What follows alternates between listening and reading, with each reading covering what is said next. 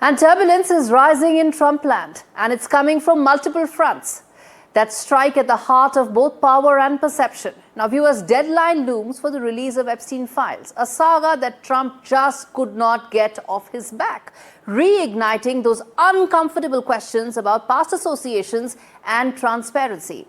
No new criminal findings have been established against Donald Trump, but politically the shadow is back. And it's loud.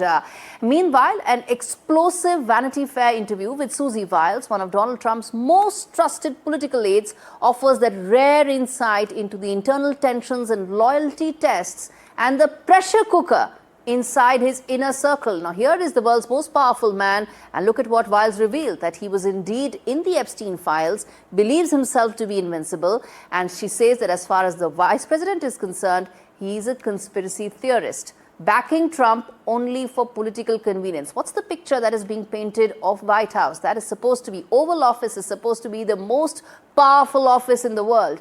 Is it chaos or is this controlled damage? Well, Donald Trump thrives on conflict, but even by his standards, the noise is actually escalating. But governing standards, stability, and right now, the turbulence is coming from within his own walls. And that's not just a distraction, that's a warning sign. To talk more, let's in fact get in Sierra Clair, who's a foreign policy analyst, to understand, well, what's really happening as far as Trumpland is concerned. Well, Susie, Wiles actually painted a very terrible picture as far as White House is concerned. Chaotic, distraction, full of distractions, and one where Donald Trump is really not the boss. Susie Wiles' interview is, the administration and many outside sources have confirmed that the interview was very heavily edited or very heavily, skewed to sound negative. So I think that Trump's base and his supporters are very used to the left-wing media and the way that they have characterized Trump. So I don't think it's affected his base very much. It may have affected, swing voters or people who already didn't like Trump. Okay. But that's not the only thing that should be worrying the administration. There's the Epstein files as well. Do you think explosive details could actually damage the administration like nothing else?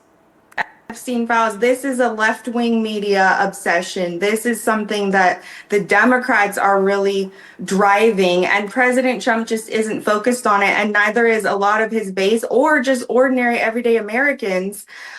Because there are so many other problems that are in America that are affecting people's everyday lives. The affordability crisis that he actually talked about in the speech that he gave recently. And, these are the things that bother Americans, and they just don't have time to think about things like the Epstein files. Are you saying that if the president's name comes out, it will not be damaging for the administration?